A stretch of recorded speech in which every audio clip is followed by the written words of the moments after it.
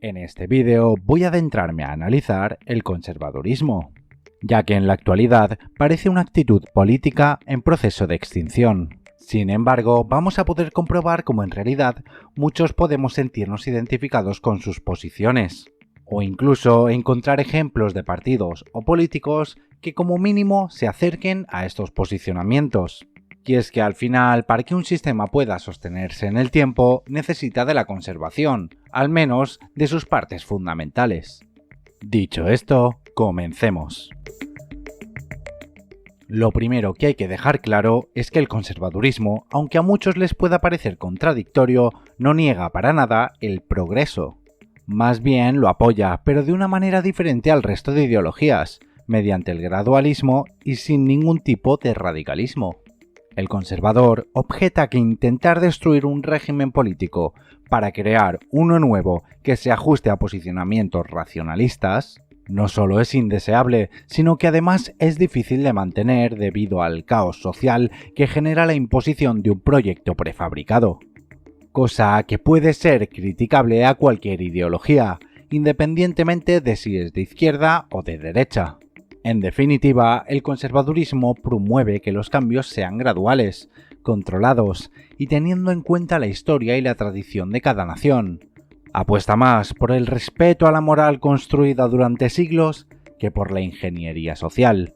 Apuesta más por los métodos que han sido comprobados efectivos por la historia que por emprender un camino hacia un lugar desconocido que reniegue de todo pasado. Dejado claro esto, desmenucemos el conservadurismo como posición o como actitud política, ya que no podemos contemplarla como una ideología bien definida, sino como una visión de comprensión y avance de la sociedad que es transportado a la política. Y es que el conservadurismo nace con la Revolución Francesa, con Edmund Burke, quien se opondría al radicalismo de esta, al considerarlo peligroso. Pues este se creía capaz de modificar las relaciones humanas sin tener en cuenta las inercias del pasado. El terror y el caos social en Francia no serían más que el hecho de creer que todo podía ser cambiado según dictara la teoría y el gobierno. Con todo, está claro que el conservadurismo no cree en ningún tipo de revolución ni de teoría cerrada, más bien considera que la forma de cambio debe ser mediante la reforma, y para así mejorar gradualmente el statu quo. Pero, ¿cómo deben llevarse a cabo las reformas conservadoras?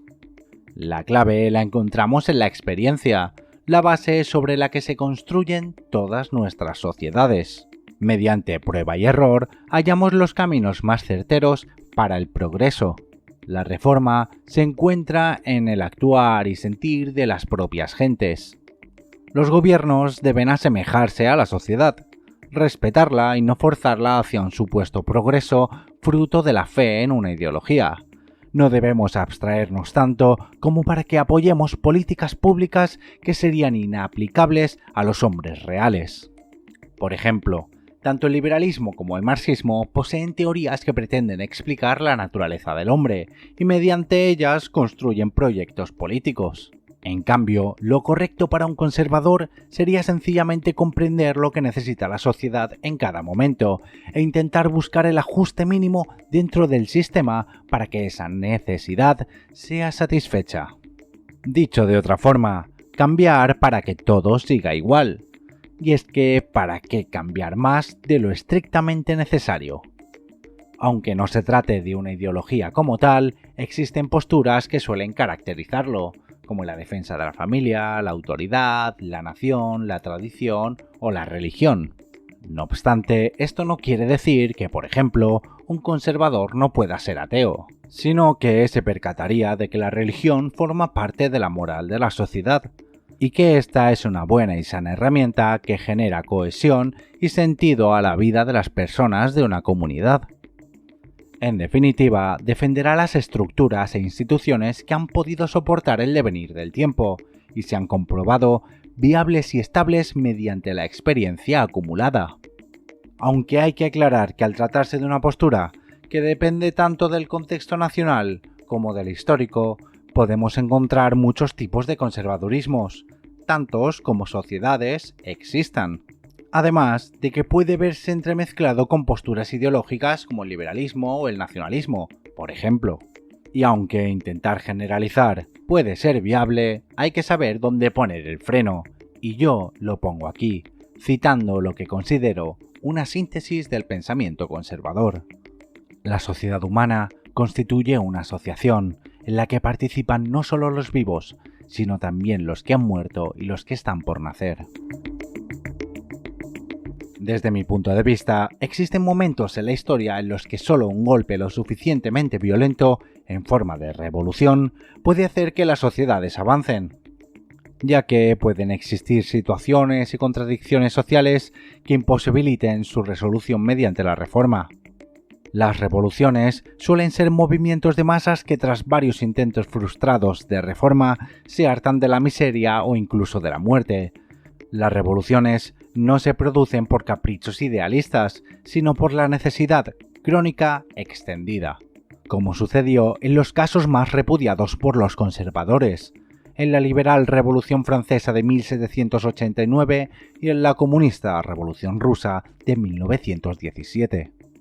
Exigir prudencia ante gobiernos que no admiten el cambio no es una solución, y una vez llevada a cabo la revolución, se hace prácticamente imposible promover una política moderada contra quienes quieren mandar al pelotón de fusilamiento al nuevo gobierno. Añadir que seguramente dentro de los contrarrevolucionarios estarían esos mismos conservadores. Por otra parte, su falta de cuerpo teórico, que le hace presentarse más como una actitud que como una ideología, la hace altamente flexible y difícil de articular en multitud de ocasiones, lo cual puede repercutir en que se centre más en señalar los cambios que no desea que en proponer soluciones que mejoren o desencallen una situación concreta. Pues el conservadurismo hasta cierto punto puede ser una opción útil y deseable en momentos en los que un régimen funciona bien. Pero cuando éste cae en una crisis, y todos lo hacen tarde o temprano, la posición conservadora puede llevar al inmovilismo, a la falta de acción necesaria para subvertir la situación o a una aproximación hacia ideologías derechistas.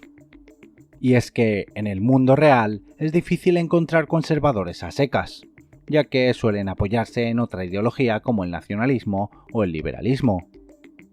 Sin embargo, una actitud conservadora, de una forma más o menos clara, es prácticamente inevitable que se llegue a extender entre las élites políticas de un régimen, pues el instinto de conservación se impone para todos.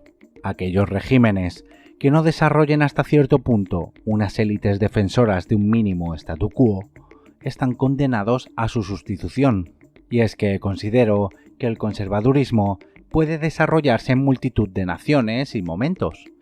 Y es que, llevando al extremo mi idea, hasta en la Unión Soviética pudo haberse desarrollado algún tipo de conservadurismo, como pudimos verlo en su gerontocracia, y quizá fue un exceso de tal actitud una de las causas de su colapso. Por último, enviar un especial agradecimiento a aquellas personas que votasteis en la última encuesta. Este vídeo es gracias a vosotros. Y ahora sí, si queréis apoyarme, dadle a me gusta, suscríbete, comenta y comparte. Muchísimas gracias y hasta la próxima.